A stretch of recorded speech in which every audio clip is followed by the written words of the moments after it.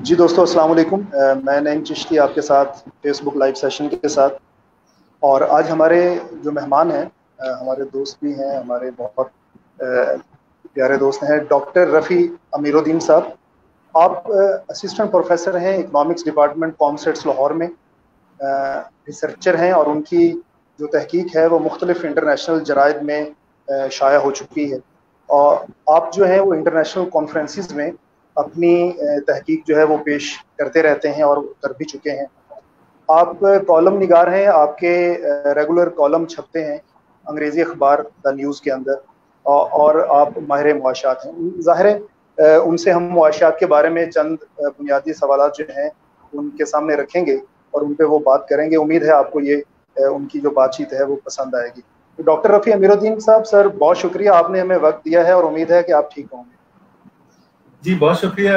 ये मेरे लिए बड़ी खुशी की बात है कि आपने मुझे इस काबिल समझा।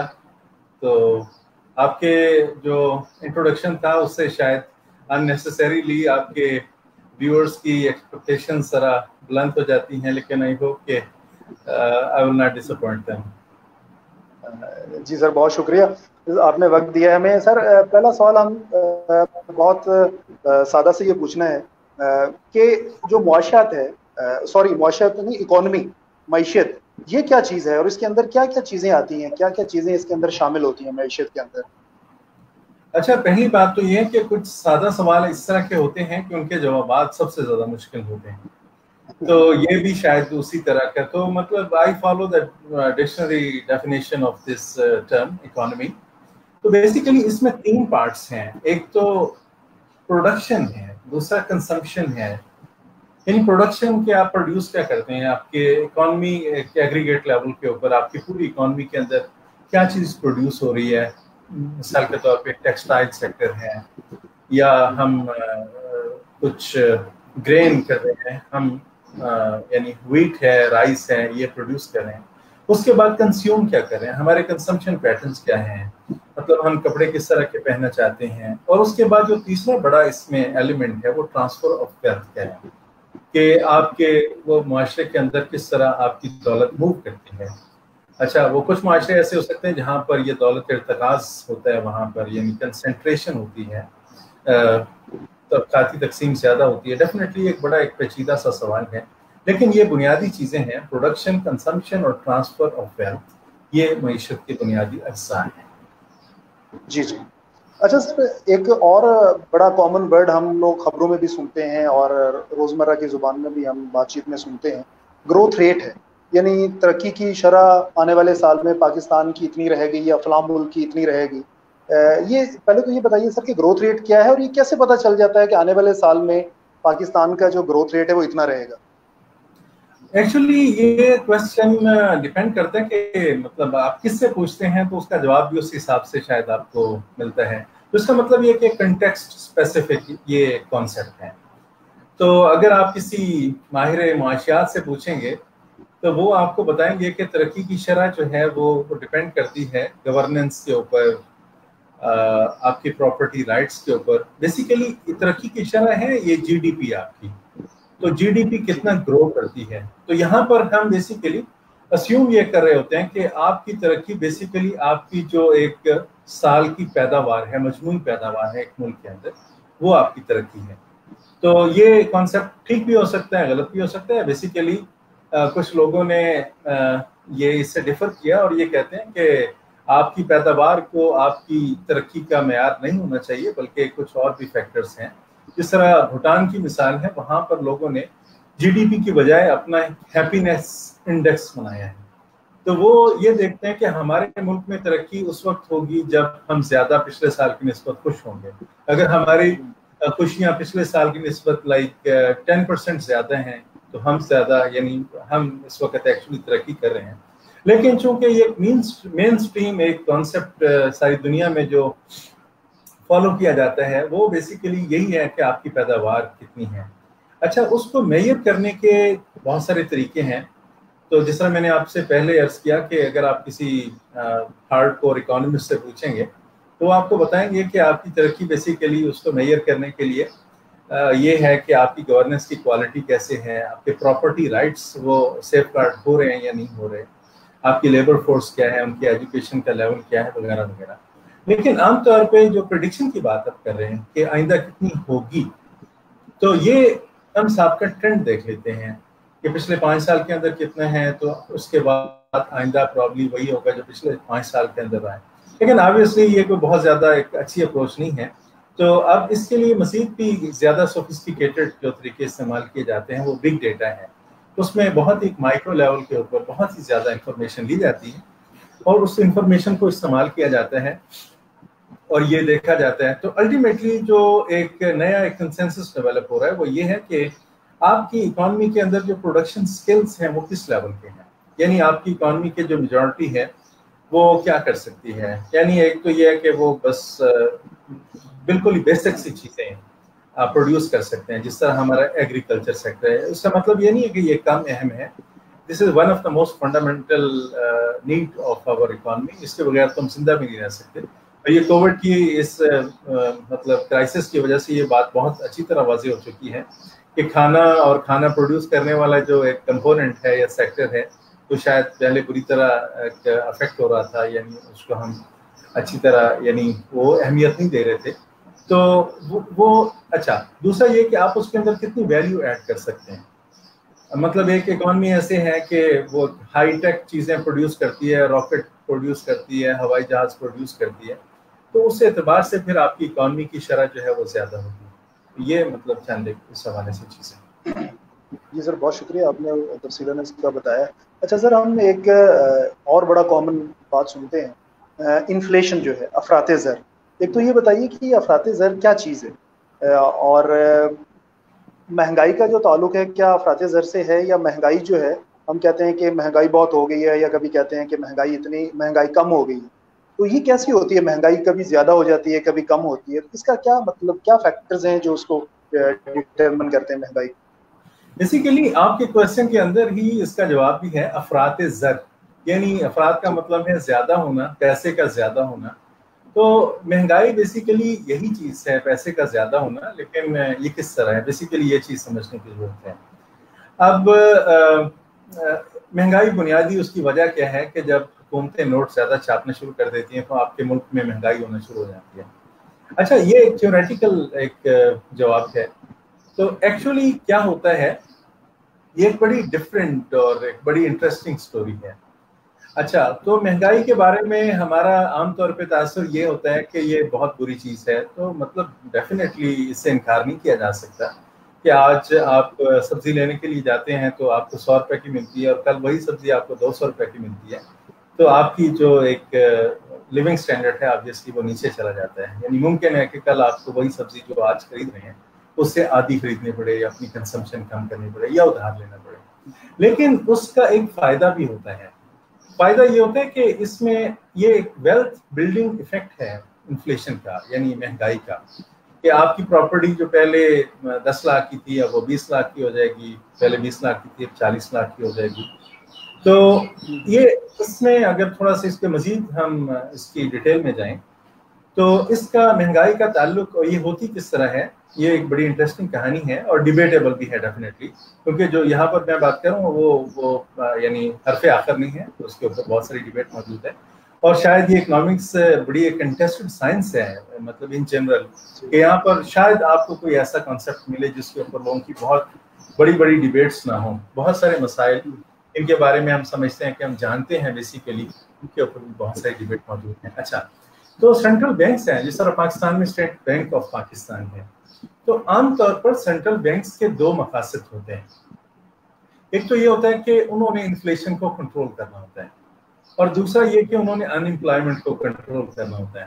اور یہ دونوں کانسیپٹس، یہ دونوں جو فیکٹرز ہیں، آپ کی مہنگائی اور ان امپلائمنٹ، یہ بڑے ملے جلے ہیں. اور ان کے درمیان ایک یعنی معکوس ایک تناسب پایا جاتا ہے، انورس ریلیشن شپ پایا جاتا ہے. اگر آپ کی انفلیشن اوپر جاتی ہے تو آپ کی امپلائمنٹ اوپر جاتی ہے، اور اگر آپ کی انفلیشن کم کرنا چاہتے ہیں تو آپ کی ان امپلائمنٹ بھی کم ہوگی، یعنی ان امپلائمنٹ زیادہ ہو جائے گی. یہ ایشو ہے اس کے اندر. اچھا، ہوتا یہ کہ آپ کے ملک کے اندر ایک محدود ایک اماؤنٹ ہے منی کی، نوٹس ہیں اور کچھ کریڈٹ ہیں. یعنی آپ کے پاس کتنے پیسے ہیں اور آپ نے کتنا ادھار لیا ہوا ہے. ٹھیک ہے.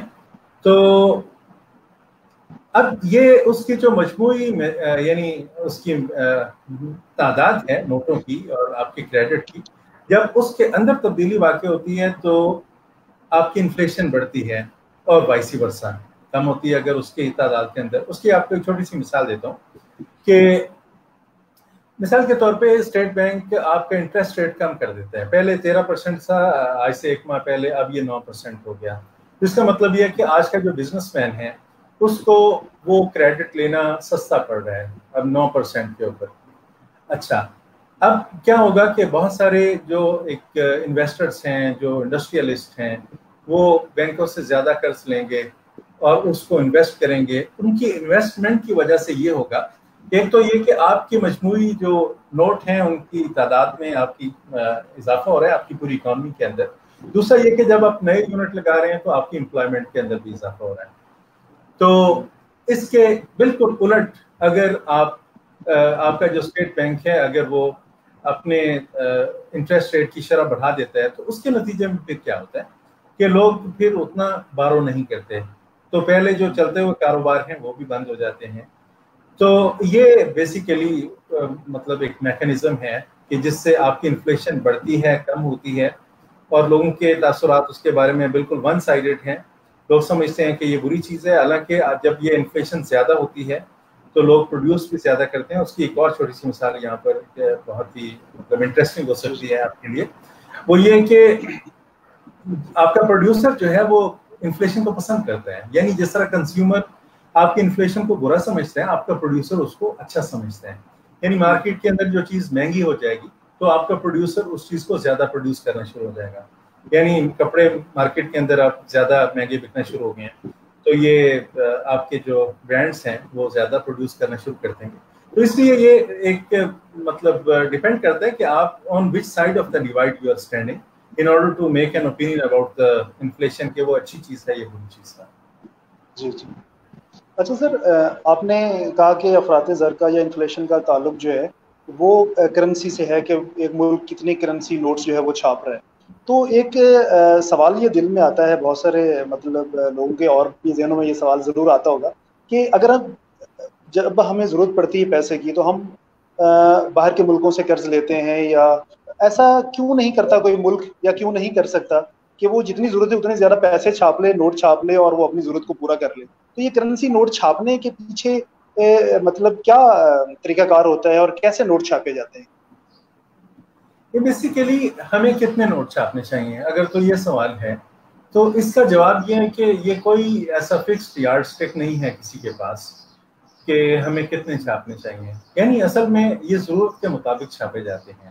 اور ضرورت کیا ہوتی ہے کہ آپ کی transfer of goods and services یہ ہوتی رہیں. اس کے لیے آپ کو اتنی رقم، اتنے نوٹ آپ کے پاس ہونے چاہیے کہ جس سے آپ کی چیزیں، اشیاء ہیں، آپ کی جو خدمات ہیں، گڈس اینڈ سروسز، وہ اچھے طریقے سے ٹرانسفر ہو سکیں. اچھا، بعض اوقات یا بعض موسموں میں، بعض حالات میں آپ کو کرنسی نوٹوں کی ضرورت زیادہ پڑ جاتی ہے. ابھی عید آ رہی ہے تو عید کے موقع پہ آپ جانتے ہیں کہ ہم عیدی دینے کا رواج ہے پاکستان کے. تو اب یہ عیدی جو ہے وہ شاید ایک کلچرل ایک فنامینان ہے.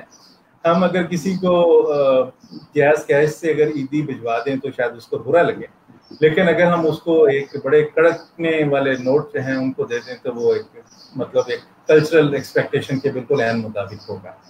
تو یہ ضرورت کے مطابق ہوتا ہے. اچھا، اس میں ایک اگلی بات یہ ہے کہ عام طور پہ پریکٹس کیا ہے. عام طور پہ دنیا میں آپ کی جو جی ڈی پی ہے اس کا 2 سے 3% تک ہر سال میں چھاپا جاتا ہے. تو لیکن آف کورس یہ ڈیپینڈ کرتا ہے کہ آپ کے ملک کی جو اکانومی ہے وہ کتنی آن لائن ہے اور کتنی آف لائن ہے. جن ملکوں کے اندر موسٹ آف دا ٹرانزیکشن آپ کی بینکنگ کے تھرو ہوتی ہے، پلاسٹک منی کے تھرو ہوتی ہے، وہاں پر تو بہت زیادہ ضرورت نہیں پڑتی ہے آپ کو منی یعنی نئے نوٹس چھاپنے کی. لیکن یہاں پر جس طرح پاکستان ہے تو وہاں پر ابھی جو آن لائن ٹرانزیکشنز ابھی اگرچہ بہت زیادہ ہیں پہلے کی نسبت، اس کے اندر گروتھ بھی بہت زیادہ ہو چکی ہے، لیکن اتنا زیادہ ابھی ہماری انٹیگریشن نہیں ہے آن لائن ہماری اکانومی کی. تو نتیجتاً شاید हमें कोई इससे 2-3% से भी ज़्यादा छापना पड़ सकते हैं। फिर ये रिजीम के ऊपर भी डेवलप करता है। तो पिछले साल ये एक बड़ा एक काइंड ऑफ एक पॉलिटिकली एक्सप्लोसिव एक इशू बन गया था कि पाकिस्तान के अंदर बहुत ज़्यादा तेज़ी से करेंसी नोट जो हैं वो छप रहे हैं, और कुछ रिजीम्स के ऊपर भी डिपेंड करता है कि वो किस मकसद के लिए उनको छापते हैं। और पाकिस्तान में आमतौर पे ईद उल फितर के मौके पे ये नए नोट छपते हैं, तो इसीलिए वो हमें भी नज़र आते हैं कि बड़े कड़कने वाले नोट उन दिनों में। जी जी जी, ठीक। अच्छा सर, डॉक्टर साहब के हम लोग ये सुनते हैं काफ़ी कि पाकिस्तानी जो रुपया है वो डॉलर के मुकाबले में इतना सस्ता हो गया है, या इतना महंगा हो गया, या डॉलर महंगा हो गया या सस्ता हो गया है मार्केट में। तो ये किस असूल के तहत महंगा और सस्ता होता है करेंसी किसी भी मुल्क की, या पाकिस्तान के कॉन्टेक्स्ट में हम बात कर रहे हैं तो पाकिस्तानी रुपया क्यों महंगा और सस्ता होता है, इसके पीछे क्या अवामिल होते हैं? असल में ये बहुत ही एक कॉम्प्लिकेटेड इशू है, लेकिन मैं कोशिश करता हूँ कि इसको बहुत ही मतलब सादा लफ्ज़ों में इसको यूँ समझें कि जिस तरह हम सेब खरीदते हैं तो बाज़ मौसमों में हमें सेब बहुत सस्ता मिल जाता है, 100 रुपए का मिल जाता है, बाज़ मौसमों में हमें बहुत महंगा मिलता है, 200 रुपए का, 250 रुपए का। क्या वजह है उसकी? वो जिस मौसम में उसकी सप्लाई ज़्यादा होती है वो सस्ता होता है, और जिस मौसम में उसकी सप्लाई कम होती है तो वो ऑब्वियसली महंगा हो जाता है। तो एक्सचेंज रेट बेसिकली ये एक प्राइस है, जिस प्राइस के ऊपर आप करेंसी एक्सचेंज करते हैं। अगर मिसाल के तौर पे, अच्छा ये जिस तरह मतलब सेब की डिमांड है, अगर वो ज़्यादा हो जाएगी तो महंगा हो जाएगा, अगर उसकी डिमांड कम हो जाएगी तो वो सस्ता हो जाएगा। तरबूज है आजकल, उसकी आप मिसाल लें तो वो सस्ता है, अगर थोड़ा सा मौसम आगे चला जाएगा तो ये महंगा हो जाएगा। तो आपको जो डॉलर है, क्योंकि हमारी जो एक्सचेंज रेट है वो डॉलर के साथ आमतौर पर उसको रिलेट किया जाता है, तो उसको हम डॉलर के साथ असल में अब रिलेट करेंगे। एक कॉन्सेप्ट है बैलेंस ऑफ पेमेंट का। बैलेंस ऑफ पेमेंट का क्या मतलब है कि आपके मुल्क में क्या कुछ आ रहा है और क्या आप किसी दूसरे मुल्क को दे रहे हैं। अगर हम इसको रिलेट करें डॉलर के साथ, तो आपके मुल्क में कितने डॉलर आ रहे हैं और कितने डॉलर जा रहे हैं आपके मुल्क से, इसको कहते हैं बैलेंस ऑफ पेमेंट। और खसारा भी इसी हवाले से होता है कि अगर आपके मुल्क से ज़्यादा डॉलर जा रहे हैं और कम आ रहे हैं तो वो खसारा है आपके मुल्क का। तो इसमें दो आइटम्स होते हैं, उनको कहते हैं डेबिट आइटम्स और क्रेडिट आइटम्स। ये डेबिट आइटम क्या चीज़ होती है? जब आप इंपोर्ट करते हैं किसी चीज़ को, लाइक कोई कंप्यूटर आप इंपोर्ट कर रहे हैं, या कोई दूसरी कोई इंडस्ट्री की कोई आप मशीनरी इंपोर्ट कर रहे हैं, तो उसमें अब आपको डॉलर में पे करने की जरूरत है। अच्छा, और इसी तरह हमारे मुल्क के ऊपर आप जानते हैं कि बहुत ज़्यादा कर्ज है, तो हम कर्ज वापस करने के लिए उसको डेट सर्विसिंग कहते हैं। वो कर्ज वापस करने के लिए आपको डॉलर चाहिए, आप डॉलर से ही वो वापस कर सकेंगे, आपके नोट को नहीं लेगा, यानी पाकिस्तानी रुपया को नहीं लेगा। इसको एक आइटम हम कह देते हैं डेट आइटम्स, डेबिट आइटम्स। अच्छा, दूसरा, आपके मुल्क में डॉलर किस तरह आएंगे? अब जब आप चीज़ें एक्सपोर्ट करते हैं तो आपके मुल्क में डॉलर आते हैं, या दूसरे मुल्कों से इन्वेस्टमेंट आपके मुल्क में आती है तो वो यूँ समझें कि आपके मुल्क में वो आ रहे हैं, डॉलर्स आ रहे हैं। या आप किसी से कर्ज लेते हैं तो वो आपके मुल्क में डॉलर आ रहे हैं। अब सवाल ये है कि अब आपका डेबिट आइटम ज़्यादा है या क्रेडिट आइटम ज़्यादा है। यानी यूँ समझें कि अगर आपकी इम्पोर्ट्स जो हैं वो एक्सपोर्ट से ज़्यादा हैं, तो इसका मतलब ये होगा कि आपकी डिमांड जो है डॉलर की वो आपकी सप्लाई से बढ़ जाएगी। यानी जब आपकी डॉलर की डिमांड ज़्यादा है, आपकी डॉलर की सप्लाई कम है, तो इसका मतलब ये है कि आपकी जो करेंसी है वो डिप्रिशिएट होगी, उसकी शरह जो है वो कमज़ोर हो जाएगी आपकी करेंसी। यानी पहले आपको $1 में 100 रुपये मिला करते थे, या 100 रुपये में $1 मिला करता था, अब आपको 200 रुपये में या 150 रुपये में वही $1 मिलेगा। तो ये बेसिकली एक मैकेनिज्म है। शायद ये बहुत ज़्यादा वाज़े मैं अपनी बात को नहीं कर सका, तो लेकिन ये याद उसकी ये है। लेकिन आई अंडरस्टैंड कि दिस वेरी कॉम्प्लिकेटेड इशू। ये आम लोगों के लिए, ये जो प्रैक्टिशनर्स हैं उनके लिए भी इस इशू को समझना एक दर्द सर है। सर, जिस तरह आपने कहा कि हमें डॉलर्स की शक्ल में कर्जा जो है वापस करना पड़ता है, जिस तरह पाकिस्तान कर्ज लेता है, तो सवाल ये पैदा होता है कि पाकिस्तान को कर्ज लेने की जरूरत क्यों पड़ती है? और ये इसको अगर मैं उसी क्वेश्चन के साथ जोड़ूं कि करेंसी एक मुल्क छाप सकता है, तो जब जरूरत होती है पैसे की तो हम करेंसी क्यों नहीं कोई मुल्क छाप सकता, और वो अपनी जरूरत क्यों नहीं पूरी कर सकता? उसे बाहर के मुल्कों से یا बाहर के इदारों से कर्ज लेने की जरूरत क्यों पड़ती है?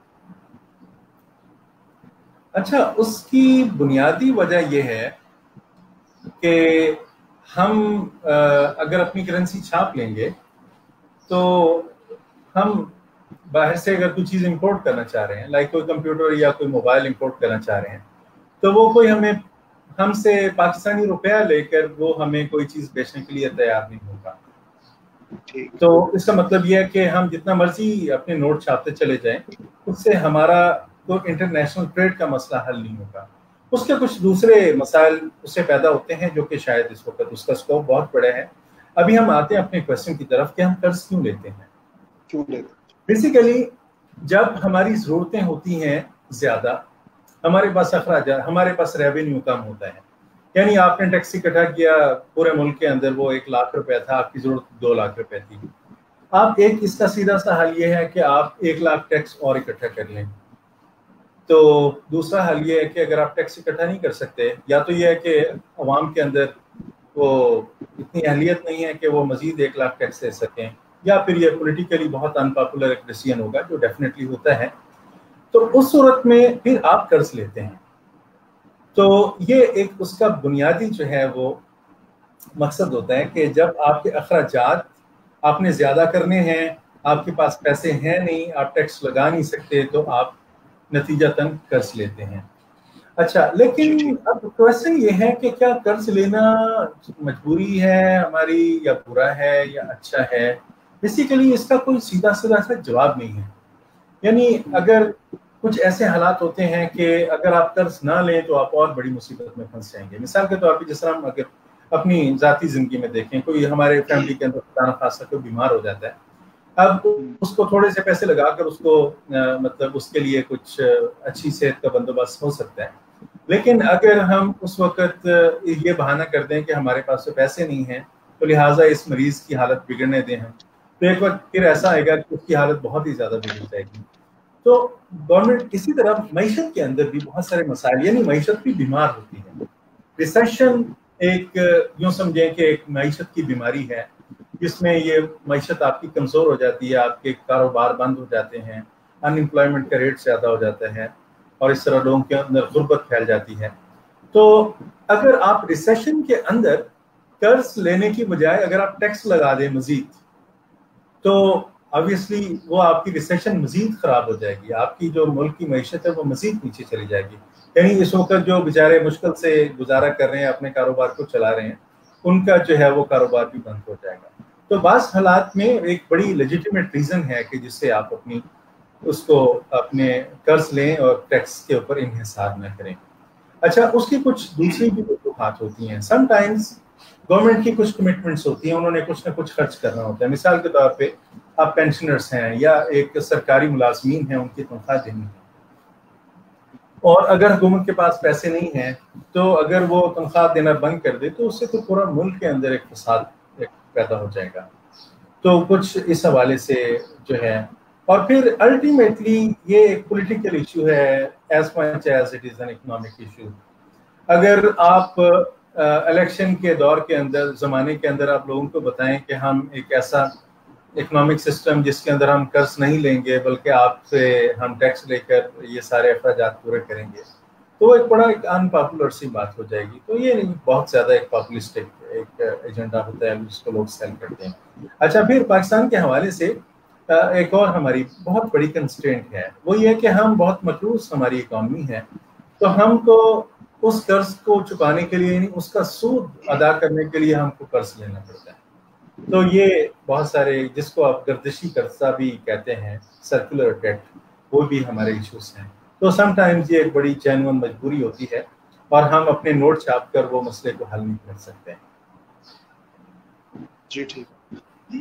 अच्छा सर, एक बात हम और बहुत कॉमन सुनते हैं, उसका ताल्लुक भी इकोनॉमिक्स से है, कि स्टॉक एक्सचेंज में जो हम अक्सर सुनते रहते हैं कि पाकिस्तान के हवाले से तो अक्सर यही सुनने में आता है कि मंदी का रुझान जिसमें अक्सर रहता है।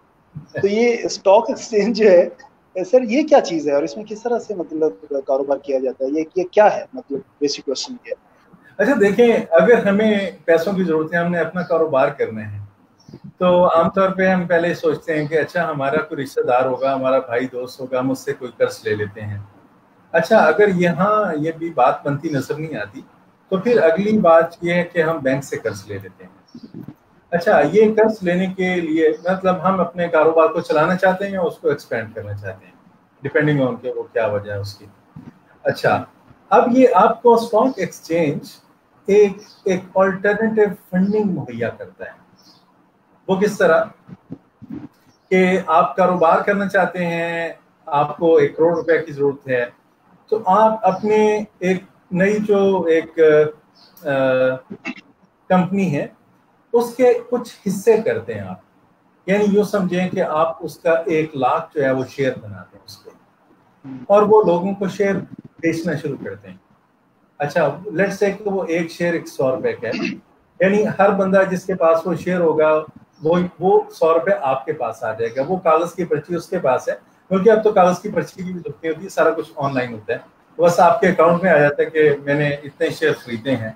تو یہ بیسیکلی ایک کیپٹل اکٹھا کرنے کے لیے ایک ٹول ہے اسٹاک ایکسچینج. یہاں پر آپ سیکیورٹیز اور اسٹاکس اور بانڈس اور اس طرح کے دوسرے فائنینشیل انسٹیٹیوشنز جو ہیں وہ آپ ایکسچینج کرتے ہیں. اچھا اب جہاں تک بات ہے مندی کا رجحان کیا ہے, یہ بڑا انٹرسٹنگ سوال ہے, اور چند مطلب اپیرنٹلی میں لگتا ہے کہ اگر ملک کے حالات خراب ہو جائیں, کوئی سیاسی انتشار پیدا ہو جائے, کوئی انٹرنیشنل حالات خراب ہو جائیں, کوئی جنگ چھڑ جائے, یا جس طرح آج کل یہ کووڈ کا ایک بحران ہے تو اس کی وجہ سے مارکیٹس کریش کر جاتی ہیں, یہ تو ایک پریڈکٹیبل بات ہے. لیکن شاید مارکیٹ کا کریش کرنا یہ ڈٹرمنسٹک ہے, یعنی اس سینس میں کہ اگر آپ کی مارکیٹ کچھ 6 مہینے تک کے لیے بہت اچھی چلی ہے تو اب وقت آ گیا ہے کہ اب وہ دوبارہ نیچے جائے گی. تو یہ سینٹیمنٹس ہوتے ہیں لوگوں کے, ایک ہرڈ مینٹیلٹی ہوتی ہے, سوشل فینومینا اس کو بھی کہتے ہیں, کچھ اکنامک ایکسٹرنل اکنامک ایونٹس بھی ہوتے ہیں, تو یہ آپس میں ملتے ہیں. تو دوسرا یہ ہے کہ یہ ایک ہرڈ مینٹیلٹی ہے, اس میں یہ ہوتا ہے کہ اگر ایک آدمی بیچنا شروع کر دے, ڈر جائے یا نظر میں دوسرے لوگوں کو محسوس ہو کہ یہ بندہ ڈرا ہوا ہے, تو سارے مطلب اسٹاک بروکرز ڈر جاتے ہیں اور وہ پریشان ہو کر اپنی چیزیں بیچنا شروع کر دیتے ہیں. تو اس کو ہم کہتے ہیں مندی کا رجحان.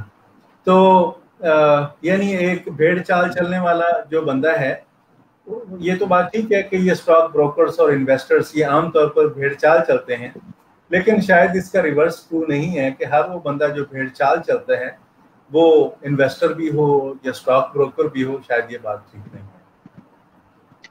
جی سر, جس طرح آپ نے کہا کہ اسٹاک ایکسچینج میں شیئرز کا کاروبار ہوتا ہے, یعنی شیئرز خریدے جاتے ہیں, تو اگر وہ شیئرز زیادہ نہ خریدے جا رہے ہوں, لوگ بیچ رہے ہوں پہلے سے جو انہوں نے خریدے ہوئے ہیں, تو اس کو کہتے ہیں کہ مندی کا رجحان ہے, جس طرح مطلب جی اس کو بالکل, کور جب آپ بیچ رہے ہیں. اچھا دیکھیں, آپ نے ایک شیئر خریدا 10 روپے کا, اب بہت کچھ آپ کو لگ رہا ہے کہ یار اگر میں آج میں نے 9 روپے کا نہ بیچا تو کل مجھے یہ 7 روپے کا بیچنا پڑے گا. تو یہ ایک دھڑا دھڑ جو لوگ بیچنا شروع کر دیتے ہیں اس کو کہتے ہیں کہ یہ مندی کا رجحان ہے. یعنی کل کی نسبت آج جو آپ کا والیوم ہے ٹریڈ کا, اگر وہ کم ہو گیا تو اس کا مطلب یہ ہے کہ آپ کی اسٹاک مارکیٹ کا ٹرینڈ جو ہے وہ نیچے جا رہا ہے, جس کو ہم کہتے ہیں کہ یعنی مندی کا رجحان ہے, یعنی آپ کے شیئرز کی قیمت جب کم ہونا ہے. اچھا سر, کووڈ جی بتائیے. جی سر جی بولیں, آپ اپنا مکمل کر لیں. بس میں نے اپنی بات مکمل کر دی. جی سر, وہ اگلا سوال یہ ہے سر کہ جس طرح اب وہ کووڈ-19 کے حوالے سے بہت سارے کاروبار جو ہیں وہ بند ہیں, فیکٹریز بند ہیں, پروڈکشن جو ہے وہ بند ہے, بہت سارے لوگ جو کام کر رہے تھے اب وہ گھروں پر بیٹھے ہوئے ہیں. تو آپ کی نظر میں کووڈ-19 کے پاکستانی معیشت پر کتنے گہرے اثرات ہو سکتے ہیں اور کس طرح سے ہوں؟ یہ تو بہت ہی زیادہ, یعنی اس میں تو شاید کوئی دوسری رائے نہیں ہو سکتی کہ اس نے پوری دنیا کی معیشت کو جھنجھوڑ کر رکھ دیا ہے. تو یہ پہلی جو گریٹ ڈپریشن تھی 1930s میں تھی, اس کے بعد یہ سب سے ایک سیریس سیٹ بیک ہے دنیا کی, پوری دنیا کی اکانومی کو. حالانکہ اس سے پہلے بڑے بڑے دوسرے بھی کرائسس آئے تھے, 2008 کا فائنینشیل کرائسس اور پھر دوسرے لوکلائز کچھ کرائسس تھے, لیکن یہ تو ہر حوالے سے بہت بڑا ہے. अच्छा, ये कितना बड़ा है, इसके बारे में यूनाइटेड नेशंस ने अभी रिसेंटली एक वार्निंग दी थी कि इसकी वजह से मतलब कहत पड़ेंगे। और फेमिन्स, यानी वो अल्फाज उसके उस रिपोर्ट के ये हैं कि फेमिन्स ऑफ बिब्लिकल प्रोपोर्शंस, यानी जो बिब्लिकल। हम यानी आप अंदाजा लगा सकते हैं कि वो कितने बड़े हो सकते हैं। अच्छा, अब इसकी वजह क्या है, उसको अगर हम छोटा सा उसको ब्रेक डाउन करें तो एक तो ये कि ड्यूरिंग द लॉकडाउन, जो अभी लॉकडाउन चल रहा है, मेरे ख्याल में आज इसका एक बाज़ाब्ता तौर पर आखिरी दिन है लॉकडाउन का। तो आज क्या वजह है कि आपकी मईशत खराब हो रही है? तो एक तो डिमांड साइड है, आप लोग घर में बैठे हैं, बेचारे मजदूर हैं, अब उनके पास पैसा नहीं है। जब उनके पास पैसा नहीं है तो अब वो क्या कपड़े खरीदेंगे, क्या जूता खरीदेंगे? जब वो नहीं खरीदेंगे तो आपके ये जो जूते बेचने वाले, कपड़ा बेचने वाले, ये लोग भी, इनका कारोबार भी खराब होगा। तो इसका मतलब ये है कि जब आप पूरे मुल्क में आपकी जो एग्रीगेट डिमांड है, यानी टोटल डिमांड है आपकी, जब वो कम होती है तो वो फिर साफ सारे की चीज़ें प्रोड्यूस नहीं होती। अब आपको पता है कि आपका जूता खरीदने वाला या कपड़ा खरीदने वाला कोई नहीं है, तो आप क्यों उसको प्रोड्यूस करेंगे? ठीक है। अच्छा, दूसरी उसका जो पहलू है वो सप्लाई साइड है कि आप चाहते हैं कि आप जाकर मार्केट में काम करें, लेकिन आप जा नहीं सकते क्योंकि लॉकडाउन है, आपको बाहर नहीं निकलने दिया जा रहा। अगर आप जाते हैं मार्केट के अंदर तो आपकी दुकानें बंद करवा दी जाती हैं। अच्छा, ये तो ये पहलू हैं, ये बड़े वाज़े से हैं जो कि लॉकडाउन से मुतालिक हैं। लेकिन इसके जो ज़्यादा शायद बुरे असरात मुरतब होंगे वो काफ़ी अरसे तक, खुदा न करे, अल्लाह करे कि मेरी बात गलत हो, लेकिन बज़ाहिर जो सूरत नज़र आ रही है वो ये है कि आइंदा फॉर द फोरसीएबल फ्यूचर सूरत काफ़ी ख़राब रहेगी। अच्छा, वो क्यों ख़राब रहेगी? अच्छा, अब ये बिज़नेस जो है उसमें बहुत इंपॉर्टेंट एलिमेंट सेंटीमेंट में होता है कि आप बिज़नेस, अगर आपका बिज़नेस है, आपको मुलाज़म चाहिए, तो बहुत सारे मुलाजम तो वो हैं जो नहीं, बेचारे फौत हो गए इस के अंदर। बहुत सारे ऐसे हैं जो मज़ीद बीमारियों का शिकार हो गए। कुछ और ऐसे हैं लाइक माएँ हैं, अब वो कारोबार जॉब नहीं कर सकती क्योंकि उनके बच्चों के स्कूल बंद हैं, कोई नर्सरीज वगैरह अवेलेबल नहीं है। तो मतलब एक तो ये है कि आपके एम्प्लॉइज़ की अवेलेबिलिटी की इशू है। दूसरा ये कि आपके बिजनेसेस को एक कस्टमर चाहिए, यानी आपका अगर एक रेस्टोरेंट है, वहाँ पर आपने, ठीक है लॉकडाउन ख़त्म हो गया, अब आपने दोबारा मतलब बड़े अच्छे अच्छे खाने बनाने शुरू कर दिए, लेकिन वहाँ पर कौन आएगा और कितनी देर तक लोग डरते रहेंगे? क्योंकि लोगों के दिल में एक खौफ फैल चुका है। मतलब ये नॉट नेसेसरीली पाकिस्तानी, हो सकता है कि पाकिस्तानी मतलब इस चीज़ को अहम ना समझो, लेकिन दुनिया के अंदर जो एक अमूमी ट्रेंड है कि people are very much worried, concern कि ये किसी वक्त कुछ भी हो सकता है। तो दूसरी बात ये कि जिस तरह हमारी एक हम ग्लोबलाइज्ड वर्ल्ड है, हम दुनिया के अंदर बड़े मतलब पहले की निस्बत कहीं ज़्यादा जुड़े हुए हैं पहले की निस्बत। अच्छा, तो अब अगर पाकिस्तान में डिमांड कम है तो पाकिस्तान के अंदर प्रोडक्शन कम हो जाएगी। इस तरह अगर पूरी दुनिया के अंदर डिमांड कम हो जाती है, लाइक जो कपड़े की जो डिमांड है अगर वो कम हो जाती है, जो कि यकीनी तौर पर कहा जा सकता है कि ऐसा ही होगा, क्योंकि वेस्ट के अंदर बहुत सारे लोगों ने बहुत ज़्यादा पैसा टेस्टिंग के ऊपर लगाया है और वहाँ पर जो लोगों की बेसिक ज़रूरियात हैं उनके ऊपर बहुत सारा पैसा लगा है। तो अब वो लोग थ्रिफ्ट की तरफ जाएंगे, यानी पैसे बचाएंगे, सेविंग की तरफ जाएंगे, तो बहुत ज़्यादा खर्च नहीं करेंगे। और इसका सबसे बड़ा नुकसान ये होगा कि हमारे जिस तरह पाकिस्तान का टेक्सटाइल सेक्टर है, हमारी एक्सपोर्ट बड़ी बुरी तरह मुतासर होगी और बहुत सारे हमारे सेक्टर्स मुतासर होंगे।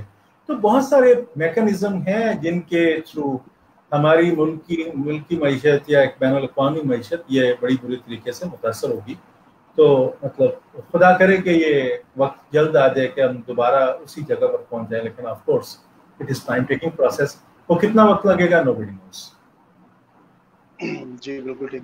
अच्छा सर, ये हम सुनने में ये आता है कि फ़लाँ जो मुल्क है वो तरक्की याफ्ता मुल्क है, फ़लाँ जो मुल्क है वो तरक्की पजीर मुल्क है। तो ये इसका क्या तरीक़ाकार है कि कुछ ममालिक जो हैं वो तरक्की याफ्ता कैसे बन जाते हैं, या जो गरीब मुल्क हैं वो क्या ऐसा नहीं करते हैं जिसकी वजह से वो गरीब मुल्क रह जाते हैं? या वो, अगर इसी क्वेश्चन को थोड़ा हम घुमा के पूछें तो ये भी हो सकता है कि तरक्की पजीर मुल्कों को क्या करना चाहिए कि वो तरक्की याफ्ता मुल्क बन जाए? सब में ये शायद इसका कोई एक जवाब नहीं है। شاید اس بات کے اتنے ہی جواب ہیں جتنے آپ کے ترقی یافتہ ممالک ہیں اور جتنے غریب ممالک ہیں. لیکن جس طرح دیکھیں اب برطانیہ میں بہت ترقی یافتہ نظر آ رہا ہے، تو اس کی ترقی کے پیچھے یعنی شامل ہے میرا خون تیری رنگ حنا میں. تو ہمارے جو مطلب انڈیا، انڈو پاک ہمارا سب کانٹیننٹ ہے، ہمارے وسائل ہیں، اس طرح انہوں نے جو بہت زیادہ کلونیل ایج کے اندر بہت زیادہ جو ایکسپلائٹیشن کی، جو افریقہ کے اندر وسائل کو لوٹا، تو وہ ایک وجہ ہے. اچھا لیکن خیر اس وقت شاید وہ کوئی بہت زیادہ ہیلپ فل نہیں ہے اس طرح کی باتیں کرنا. اس وقت ہم سر دست اپنی ڈیبیٹ کی طرف آتے ہیں کہ جو ہم غریب ملک ہوتے ہیں وہ کیوں ہوتے ہیں. تو اس کے بارے میں جو چند ایک باتیں جو کہ آپ اس کو سٹائلائز فیکٹس کے طور پہ سمجھ سکتے ہیں، وہ یہ ہے کہ انیکویلٹی اور مارجنلائزیشن.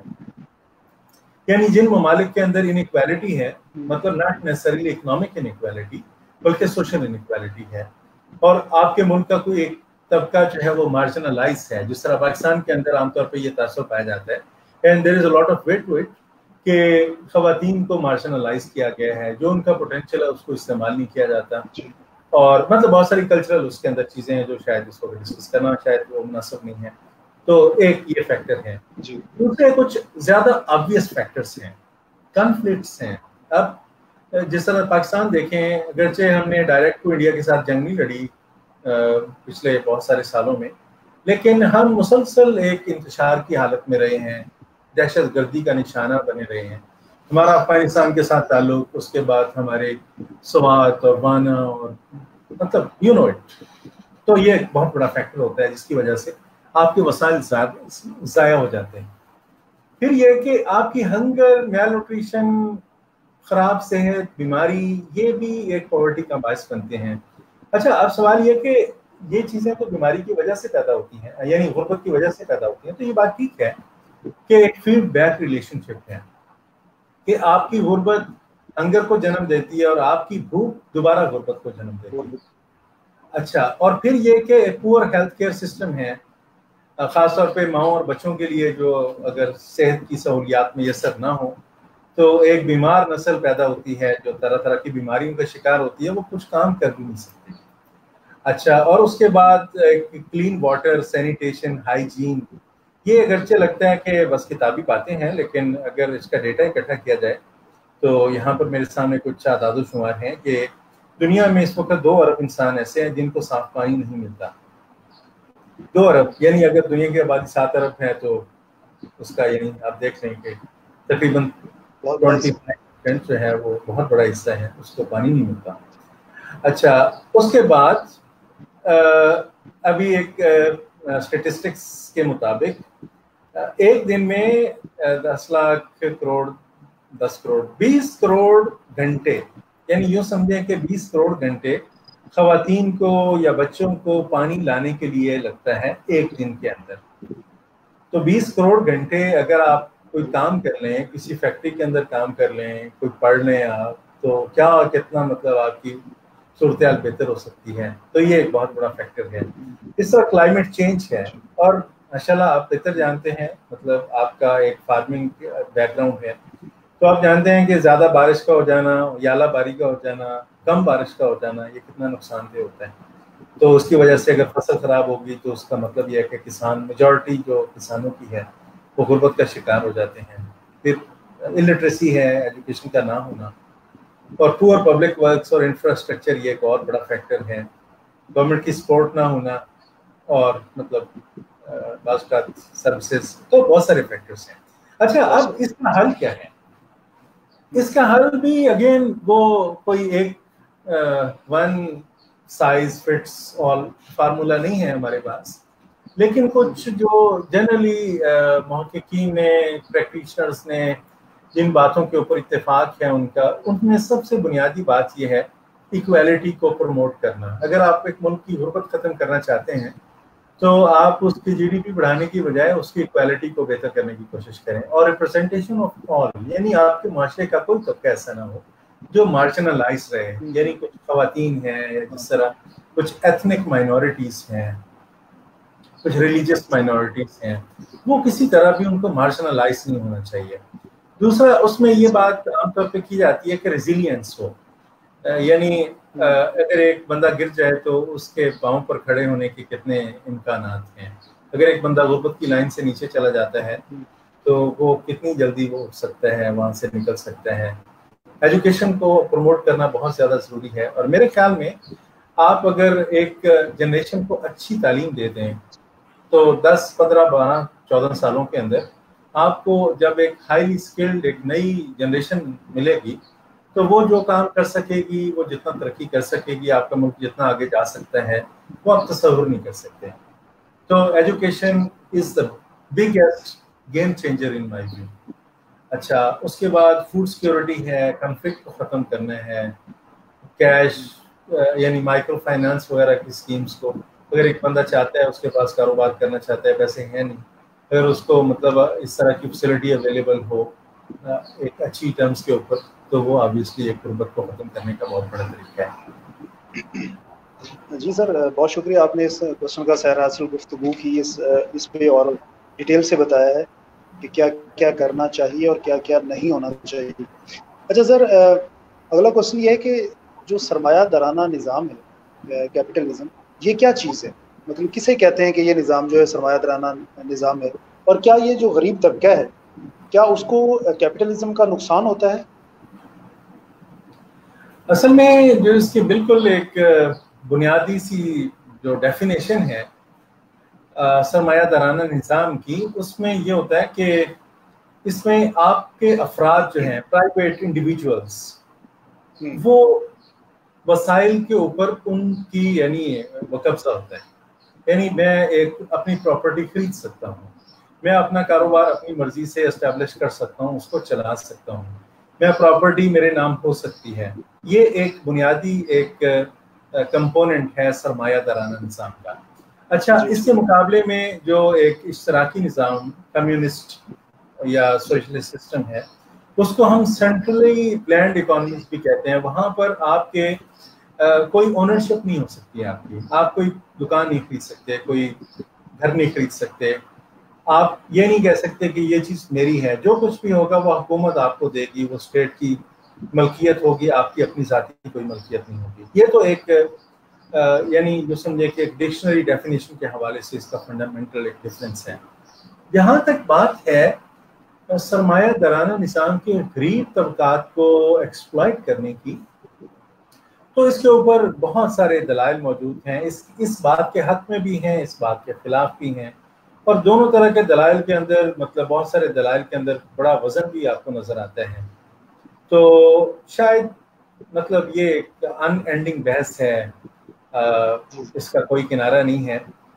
اگر آپ وہ ایک کتاب ہے نومی کلائن کی، دا شاپ ڈاکٹرین، اگر آپ اس کا مطالعہ کریں، اس کے اندر اس نے بڑی ایک وضاحت کے ساتھ اس بات کو کہ سرمایہ دارانہ نظام کو مطلب مسلط کرنے کے لیے، اس کا تسلط قائم رکھنے کے لیے آپ کو کتنا خون بہانا پڑتا ہے، آپ کو کتنے یعنی ملکوں کے اندر حکومتوں کو گرانا پڑتا ہے، وہاں پر ڈکٹیٹرشپ کو مطلب اسٹیبلش کرنا پڑتا ہے، امپوز کرنا پڑتا ہے. تو اس سے یہ مطلب بات بڑی واضح ہے کہ یہ ایک بڑا انسانی یعنی خاص طور پہ غریب طبقات کے لیے بڑا مہلک نظام ہے. لیکن اب سوال یہ ہے کہ اس وقت جو دنیا کے اندر دوسرے نظام ہیں وہ کیا ہیں. اچھا، پھر اس حوالے سے یہ بھی میں سمجھتا ہوں کہ اس وقت جو کتابوں کے اندر ہمیں سرمایہ دارانہ نظام نظر آتا ہے وہ نہیں ہے یہاں پر کوئی. یہاں پر ایک ہائیبرڈ سسٹم ہے، اور اس طرح جو اشتراکی نظام ہم کتابوں میں پڑھتے تھے وہ چائنا میں بھی شاید اپنی ایکسٹریم شکل کے اندر وہ نہ رہا ہو، اس کے اندر بھی تو اس کے بہت سارے شیڈز ہیں، بہت سارے مطلب اس کے ویریئنٹس، فلیورز ہیں جو ہر ملک کے اندر ڈفرینٹ ہیں. تو شاید یہ بات بڑے اعتماد کے ساتھ کہی جا سکتی ہے کہ سرمایہ دارانہ نظام یہ غریب لوگوں کے لیے بڑا خطرناک ہے، ان کے جو وسائل کے اوپر وہ بڑا قبضہ ہوتا ہے، اور یہ یعنی مہلک نظام ہے. جی اچھا رفیع صاحب، ہم لوگ اشتہارات دیکھتے ہیں میڈیا پہ، ٹیلی ویژن پہ، اور اشتہاروں میں جو ان کی پروڈکٹ ہوتی ہے کسی بھی کمپنی کی، وہ اس کو اس طرح سے پیش کیا جاتا ہے جیسے کہ یہ ایک اسٹیٹس سمبل ہے. اور ہم لوگ معاشرے میں دیکھتے ہیں کہ لوگ نئی ایک گاڑی خریدی ہے اور چند دن اس کو رکھیں گے اور نیا ماڈل اور نئی گاڑی، اسی طرح موبائل فونز میں بھی، اس طرح اور بھی بہت ساری چیزوں میں. بلکہ ایک دوست مجھے یہ بتا رہا تھا کہ کسی کمپنی نے ایک لائن اپنی اشتہار میں یہ بھی دی تھی کہ لوگ کہتے ہیں کہ یہ چیز مہنگی ہے، یہ مہنگی نہیں ہے، یہ بہت مہنگی ہے. یعنی اس طرح سے مطلب ایک اسٹیٹس سمبل بنا دینا کسی چیز کو. تو اس طرح کے جو اشتہارات دیتی ہیں کمپنیز، کیا اس کا معاشرے کو نقصان ہوتا ہے یا معاشرے کو اس کا فائدہ بھی ہے؟ دیکھیں، یہ اس کو جو ہم کہتے ہیں کلچر آف کنزیومرزم، اس کا جو بیسک آئیڈیا ہے وہ یہ ہے کہ جب آپ کی جو ضروریات ہیں، جب اس سے زیادہ آپ چیزیں خریدنا شروع کر دیں یا استعمال کرنا شروع کر دیں تو وہ ایک کنزیومرزم کہلاتی ہے وہ چیز. اچھا، بہت ساری دوسری چیزوں کی طرح اس کے بھی کچھ فوائد ہیں، کچھ نقصانات ہیں. اس کے فوائد بہت کم ہیں، یعنی اس میں اکنامک گروتھ ہوتی ہے. پہلے شاید ہم نے اپنی زندگی میں دیکھا تھا کہ لوگ ایک سیزن میں 2-3 سوٹ سے گزارا کر لیا کرتے تھے. اب شاید وہ بہت ہی زیادہ لوگ کپڑے خریدتے ہیں. بالکل، مطلب اگر وسائل نہ بھی ہوں جن طبقات کے پاس، وہ بھی بہت زیادہ خریدتے ہیں. تو اب مثال کے طور پہ جو ایک کلچر بن چکا ہے کہ آپ نے یہ شیمپو خریدنا ہے، تو اگر وہ شیمپو بن رہا ہے تو اس کی وجہ سے بہت سارے گھروں کا چولہا بھی جل رہا ہے، بہت زیادہ لوگ امپلائڈ بھی ہیں. اگر کپڑے کے صنعت چل رہی ہے اور اس وجہ سے چل رہی ہے کہ خواتین زیادہ کپڑے خریدتی ہیں، مرد زیادہ خریدتے ہیں، اور عورتیں مردوں سے زیادہ خریدتی ہیں، ڈیفینیٹلی اس میں کوئی دوسری رائے نہیں ہے. تو اس کی وجہ سے آپ کے فیکٹریاں چلتی ہیں، آپ کے مزدور کام کرتے ہیں، تو یہ گروتھ ایک فیکٹر ہے. اس کنزیومرزم کا ایک پازیٹیو پہلو ہے.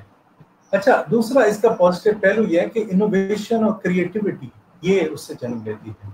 یعنی پہلے جتنی گاڑیاں ہوتی تھیں عام سی ہوتی تھیں، شاید اتنی اچھی نہیں ہوتی تھیں، زیادہ بند ہو جاتی تھیں، ریلائبل نہیں ہوتی تھیں. اب بہت زیادہ یعنی اس میں کریٹیوٹی اور بہت زیادہ اس میں انوویشن آ رہی ہے. اب ٹیسلا جو گاڑیاں بنا رہی ہے وہ اب بجلی سے چلیں گی یا سولر پاور سے چلیں گی، اور اس کے لیے آپ کو ڈرائیور کی بھی ضرورت نہیں ہوگی. تو یہ ساری چیزیں جو ہیں، یہ جب تک آپ کے اندر ایک جذبہ نہ ہو خرچ کرنے کا، اس وقت تک یہ چیزیں پروموٹ نہیں ہو سکتی. اچھا، یہ تو ایک اس کا پازیٹیو پہلو ہو گیا. جہاں تک اس کے نیگیٹو پہلو کی بات ہے تو اس کے نیگیٹو پہلو بے شمار ہیں. یعنی ایک انوائرمنٹل، آپ کی جو ماحول کا مطلب ستیہ ناش ہو جاتا ہے اس سے. آپ اگر ایک کاغذ کو دیکھ لیں، اگر آپ ایک کاغذ پرنٹ کرتے ہیں تو اس کے اوپر درخت کتنے کٹتے ہیں، ایک ریم بنانے کے لیے کتنے آپ کو درخت کاٹنے پڑتے ہیں. اچھا، اس کے بعد یہ تو ایک انوائرمنٹل ڈیگریڈیشن ہے. اس کے بعد ایک مورل ڈیگریڈیشن ہے، آپ کی اخلاقی اقدار بڑی بری طرح متاثر ہوتی ہیں. یعنی دیکھا دیکھی آپ نے ایک لیول سیٹ کیا ہوا ہے کہ ہم نے اس لیول کے مطابق زندگی بسر کرنی ہے، تو اب آپ حلال حرام کی تمیز کیے بغیر اب اس کے پیچھے بھاگے چلے جا رہے ہیں. آپ کے پاس کوئی وقت نہیں ہے اپنی فیملی کے لیے، اپنے دوستوں کے لیے. آپ سارا دن کاروبار ادھر ادھر، ایک کاروبار جاب ختم کر کے دوسرے جاب کی طرف جا رہے ہیں. تو یہ ایک ڈیفینیٹلی ایک مورل ایک بیماری کی علامت ہے. اس کے بعد ہائر ڈیٹس مقروض قومیں ہو جاتی ہیں، جب وہ ان کے اخراجات زیادہ ہو جاتے ہیں، ان کی ضرورتیں بہت زیادہ حد سے بڑھ جاتی ہیں، تو پھر بینکوں سے قرضہ لینا. اب آپ کو پتا ہوگا، آپ کے پیچھے بھی یہ بینکوں کے کریڈٹ کارڈ لے کر آپ کے پیچھے لگے ہوں گے لوگ. تو وہ کیا ہے، یہ اسی کلچر کو بیسیکلی وہ سپر کرتے ہیں. اچھا، اس کے بعد فائنلی اس میں مطلب یہ بڑی اسٹیبلشڈ بات ہے، اس کے اوپر اتفاق رائے موجود ہے کہ اس سے مینٹل ہیلتھ بڑی بری طرح متاثر ہوتی ہے. یعنی ایک ایسا کلچر جہاں پر دوسروں کو دیکھ کر آگے بڑھنا اور دوسروں کو دیکھ کر چلنا ایک مجبوری بن جائے. تو دیکھیں، اب کوئی نہ کوئی بندہ تو آپ کے آگے ہوگا. یہ دولت کا معاملہ ہو، کوئی شکل کا معاملہ ہو، کوئی صحت کا معاملہ ہو، کچھ آپ سے پیچھے ہوں گے. اور چونکہ آپ کا کلچر یہ بن گیا کہ آپ نے ہمیشہ اپنے سے آگے والے لوگوں کو دیکھنا ہے، تو پھر آپ کیسے خوش رہ سکتے ہیں. تو اس کے مینٹل ڈپریشن اس کی نتیجہ نکلتا ہے، پریشان ہوتے ہیں لوگ، اور پھر فزیکلی بھی متاثر ہوتے ہیں اس سے ڈیفینیٹلی. جی رفیع صاحب، ایک اور سوال یہ ہے کہ جو بے روزگاری ہے یہ کس طرح سے پیدا ہوتی ہے؟ کیا مطلب آبادی بڑھ جاتی ہے اور آگے فیکٹریز نہیں ہیں، انڈسٹریز نہیں ہیں، پروڈکشن نہیں ہو رہی، اس وقت جس طرح ابھی کووڈ-19 وبا کی صورتحال میں بند ہو گئے کاروبار، ایک تو یہ سمجھ میں آ رہی ہے کہ بے روزگاری ہوگی، کیا عام حالات میں، نارمل حالات میں، کیا لوگ خود کام نہیں کرتے ہیں، گھر پہ بیٹھے رہتے ہیں، یا کام یہ ہوتا نہیں ہے؟ مطلب بے روزگاری کو کیسے ہم ڈیفائن کریں گے کہ کیسے پیدا ہوتی ہے؟ اچھا، بے روزگاری کی ایک ٹیکنیکل ایک ڈیفینیشن ہے کہ وہ بندہ جس نے پچھلے 4 ہفتے میں کوئی جاب تلاش کرنے کی کوشش کی ہو اور اس کو نہ ملی ہو تو وہ بندہ بے روزگار ہے۔ اس کا مطلب یہ ہے کہ اگر ایک بندہ سالہ سال سے اس نے کبھی کام کرنے کی نیت ہی نہیں کی تو اس کو ہم نہیں کہہ سکتے کہ وہ بے روزگار ہے، یعنی ایک ٹیکنیکل ڈیفینیشن ہے۔ اچھا، اب اس کی یعنی بے روزگاری کی مختلف وجوہات ہیں۔ اس کو ایک کہتے ہیں ڈیمانڈ ڈیفیشینٹ ان امپلائمنٹ، کہ وہ امپلائمنٹ جب آپ کی معیشت کے اندر ڈیمانڈ کم ہو جائے، جس طرح میں نے ابھی آپ سے پہلے عرض کیا کہ کچھ ایسے حالات پیدا ہو جاتے ہیں کہ آپ کی ڈیمانڈ کم ہو جاتی ہے۔ مثال کے طور پہ ایک فیکٹری ہے اور وہ کپڑے بناتی ہے، تو اب اگر کسی وجہ سے اس کی ڈیمانڈ کم ہوگی اس کے کپڑے کی وجہ سے، جس طرح ابھی مطلب یہ کرونا وائرس کے ایپیڈیمک کے دوران ہم یہ دیکھ رہے ہیں کہ لوگوں کے پاس جو پیسے تھے وہ لوگوں نے اب خرچ کرنا شروع کر دیے، سیونگ وغیرہ جو ہے وہ لوگوں نے اپنے مطلب کھانے پینے کی چیزوں کے اوپر خرچ کرنی شروع کر دی، تو اس صورت میں اب ان کے پاس کپڑے خریدنے کے لیے پیسے نہیں ہیں۔ تو اب جو کپڑا خریدنے والی فیکٹری ہے اس کے اندر جو لوگ کام کرتے تھے، اب صاف ظاہر ہے کہ فیکٹری کے مالک اتنے تو نہیں ہیں کہ وہ اپنی جیب سے ان کو کھلائیں، ویسے ہوتے بھی ہیں شاید، لیکن عام طور پہ دنیا کا ٹرینڈ یہ ہے کہ جب اس طرح کے برے حالات ہوں تو وہ کہتے ہیں جی آپ چھٹی کریں، جب دوبارہ کاروبار کھلے گا تو ہم دوبارہ آپ کو زحمت دیں گے، آپ دوبارہ آ جائیں۔ تو یہ ایک بڑی بنیادی وجہ ہے جب آپ کی ڈیمانڈ یعنی آپ کی طلب کم ہو جاتی ہے یا ختم ہو جاتی ہے کسی وجہ سے۔ اچھا، ایک اور چیز ہے، اس کو ہم کہتے ہیں فرکشنل ان امپلائمنٹ۔ وہ آپ جو 2 جابس کے درمیان جو ہے وہ لوگ ادھر ادھر بھٹکتے رہتے ہیں کچھ عرصے کے لیے، تو عام طور یہ جیسے آپ دیکھیں ایک بندے نے جاب کی، پرائیویٹ جاب تھی، اس نے کہا یار یہ پرائیویٹ جاب ٹھیک نہیں ہے میرے لیے، مجھے گورنمنٹ کی جاب چاہیے، تو اس نے کوئی آدھا مطلب سال کوئی بیٹھ کے کہیں ایگزام کی تیاری کی، تو اب آدھا سال 6 مہینے جو بے روزگار رہا، اس کو ہم فرکشنل ان امپلائمنٹ کہہ سکتے ہیں۔ لیکن یہ ضروری نہیں ہے کہ یہ بری ہو، یہ کسی بہتر مقصد کے لیے بھی ہو سکتی ہے اور اس کے عام طور پہ زیادہ فوائد ہوتے ہیں۔ اچھا، تیسری چیز کو ہم کہتے ہیں اسٹرکچرل ان امپلائمنٹ۔ یہ آپ کے جو آپ کی جو معیشت ہے اس کے جو بنیادی ایک اسٹرکچر ہوتا ہے، اس کے اندر جب چینجز آتی ہیں تو اس صورت میں یہ ان امپلائمنٹ پیدا ہو جاتی ہے۔ مثال کے طور پہ پہلے آپ کے ایگریکلچر سیکٹر کے اندر لوگ درانتیوں سے وہ فصل کاٹا کرتے تھے، تو اب ہارویسٹر کے آنے کی وجہ سے وہ سارے لوگ اب بے روزگار ہوتے ہیں۔ تو یہ بھی ایک بے روزگاری کی وجہ ہوتی ہے کہ جب آپ کی ٹیکنالوجی کو چینج ہو جائے یا کوئی آپ کے ریجیم چینج ہو جائے یا کوئی آپ کے قوانین چینج ہو جائیں، یعنی پہلے ایک فیکٹری کے اندر جو شاید پولوشن پیدا کرتی تھی، اب گورنمنٹ نے کہا کہ یہ ہم فیکٹری بند کر رہے ہیں، بٹے جس طرح ہیں وہ کچھ سال کے مہینوں میں، سردیوں میں آپ نے دیکھا ہوگا جن دنوں میں یہ اسموگ بہت زیادہ ہوتی ہے تو بٹوں کو بند کر دیا جاتا ہے، تو اس صورت میں جو ان امپلائمنٹ ہوتی ہے اس کو ہم ایک اسٹرکچرل ان امپلائمنٹ کہہ سکتے ہیں۔ اور فائنلی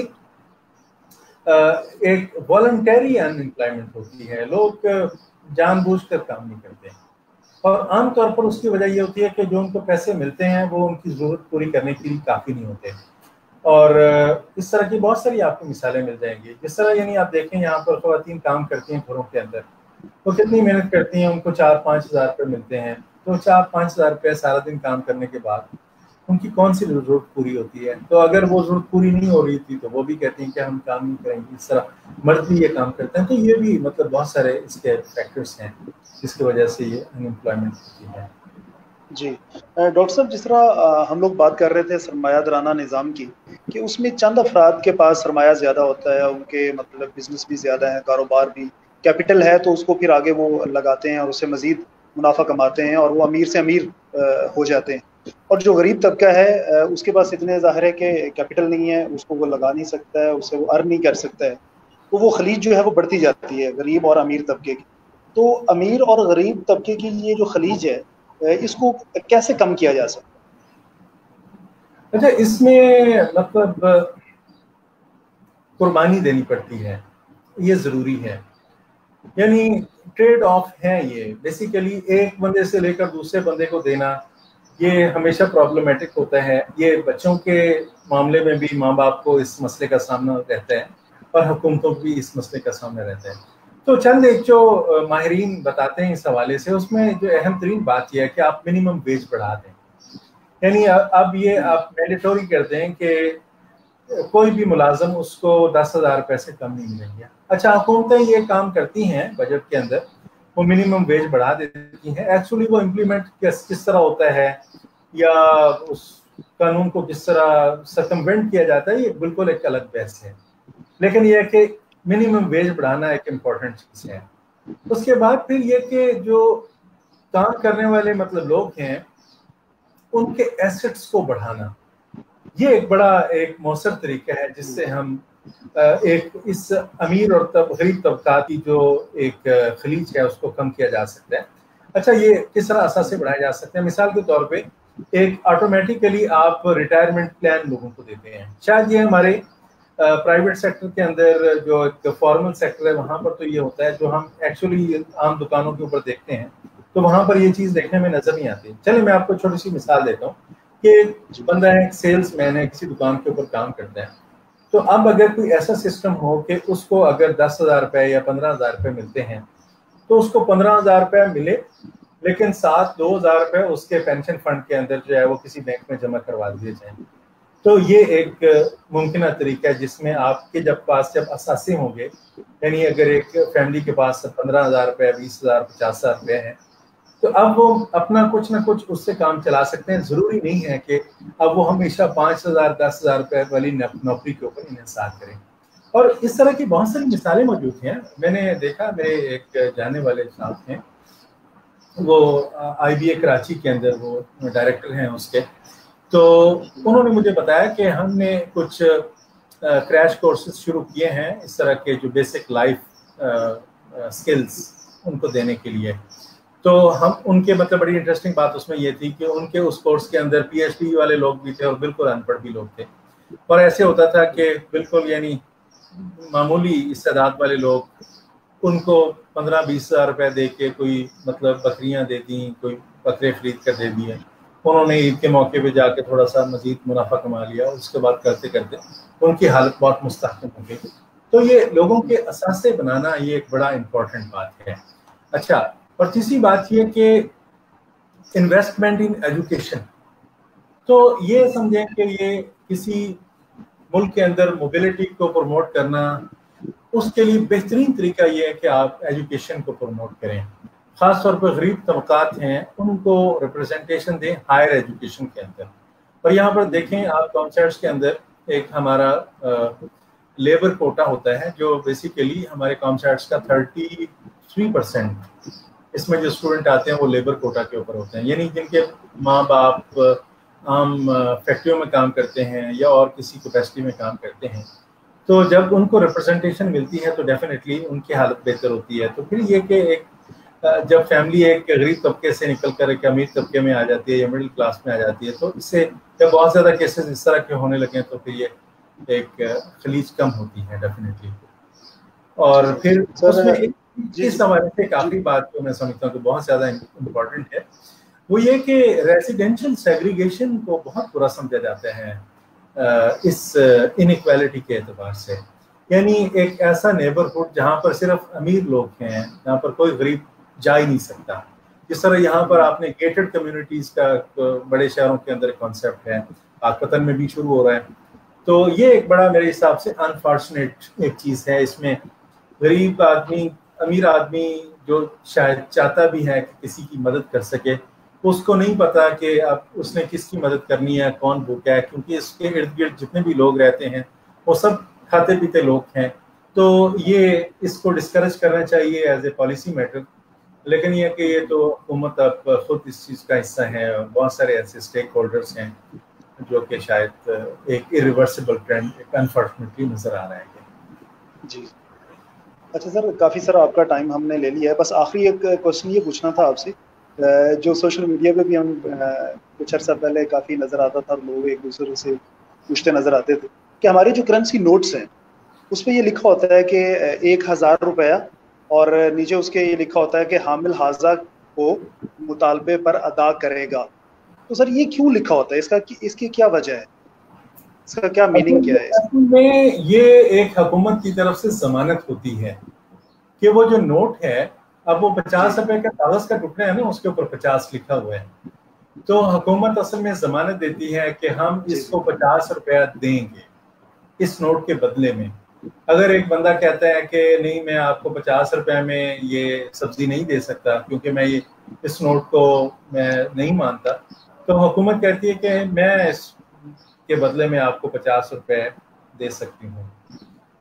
تو یہ ہے اس کا بیسک ایک کانسیپٹ. باقی یہ پیپر کرنسی کیا کتنی ویلیوبل ہے، کیا یہ ایک فیکٹ ہے، فکشن ہے، اس کے اوپر بہت بڑی بڑی بحثیں موجود ہیں، لیکن بہرحال یہ شاید ہمارے اسکوپ سے زیادہ ہو جائے گی بات.